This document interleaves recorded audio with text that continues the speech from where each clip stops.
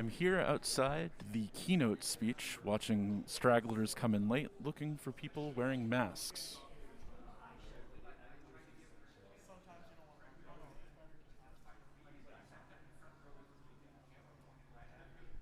This apparently could take a while.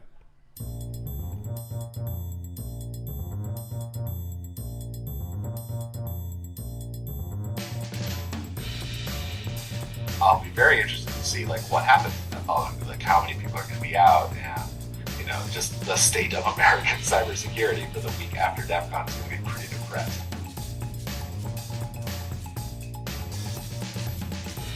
Black Hat and DEF CON, collectively Hacker Summer Camp, have become a yearly test to see if we've returned to normal after COVID. Black Hat is packed. Conference employees shepherd people through the hallways, parties are on again, the wait time for a table at the Border Grill is excruciatingly long. So are we back to normal? I'm Joe Uchel, and this is From the Trade Show Floor, a podcast celebrating its second and third conferences of absolutely not being recorded from a trade room floor. So are we back to normal? The answer I hear from people around the conference is yes, if there's a business reason for the answer to be yes.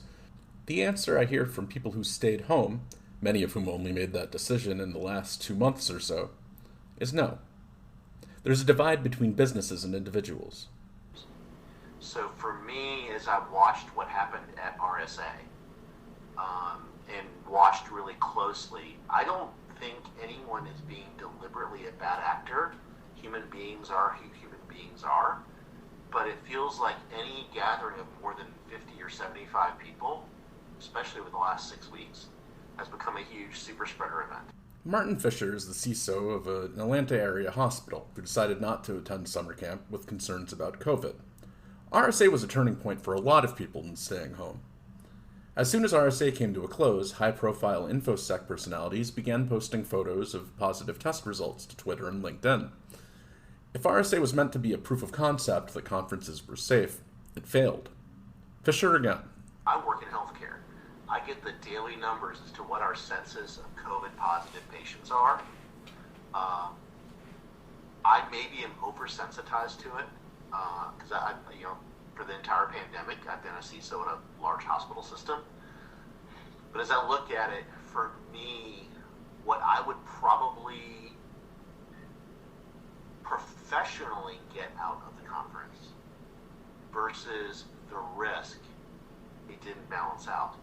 After positive test results began rolling in, the social debate around attending Black Hat and DEF CON, most vocally between the I'm not going, but I'll let people model their own risk, and the I'm not going, but you're a monster if you do camps, got pretty heated.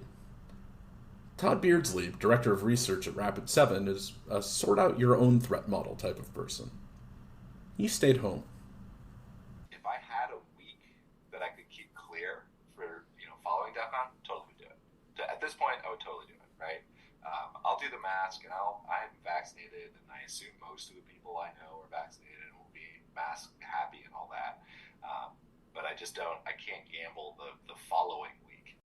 I'll be very interested to see what happens in that following week, how many people are going to be out, and just the state of American cybersecurity for the week after DEF CON is going to be pretty depressed, I suspect.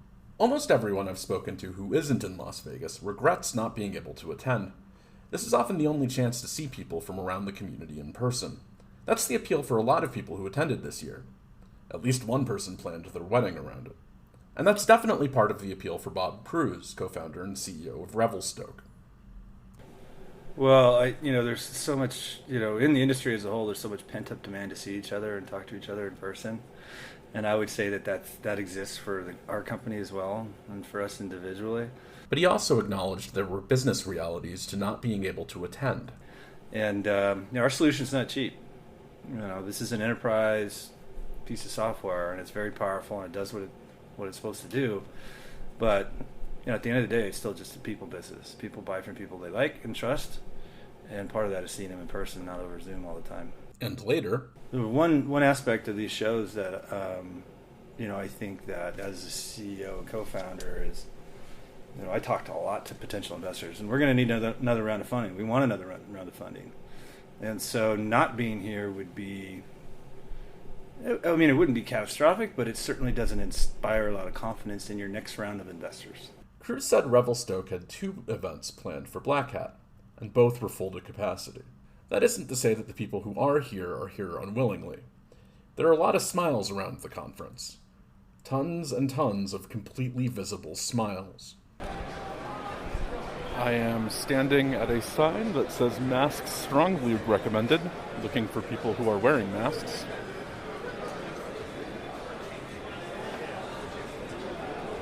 Nope. Unlike DEF CON, Black Hat did not require masks. The reality is that people at Black Hat, staff included, are by and large completely unmasked. From a precaution standpoint, if you were on the fence and skipped the show, this was exactly the kind of environment that would have made you uncomfortable. Tom Ricoy, Chief Revenue Officer at Cygent, was aware of the outbreak at RSA and came anyway. It didn't worry me, didn't bother me, so... Why is that? I honestly don't have a good answer for you. It's just that, maybe it's because I'm in Texas, and in Texas we have a little bit different perspective about COVID than in lots of other parts of the country, but for me it's not something to stop living life to go do, and we've had lots of exposure to it, and so far I haven't gotten it, knock on wood, or marble or whatever this is. But for me it didn't matter, and I think people have to go and get back out there to do things, and I think most people are feeling more comfortable with it. And most people here are. As COVID becomes endemic, it's unclear if the split between the stay-homes and the go-tos will mend anytime soon. But local conferences, small, sparse, and safe, are thriving. Is the future of the cybersecurity community many communities? Fisher, the hospital CISO, thinks so. It's maybe going a little bit back to the old days where it was a more fragmented community, and that's probably a good description of what's happened with our community. Is fragmented a bit. It's not necessarily a bad thing. We have the ability to speak naturally. I mean, you can get on Twitter and you can follow some really smart people, and you can listen to podcasts and listen to some really influential people, but you're also then interacting within your local community. Hacker communities were born on local BBSs.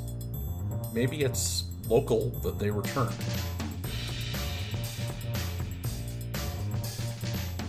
This has been a production of SC Media. I'm Joe Uchel. The introductory song was What's the Angle by Shane Ivers. You can hear more of his work at silvermansound.com. Thanks for listening.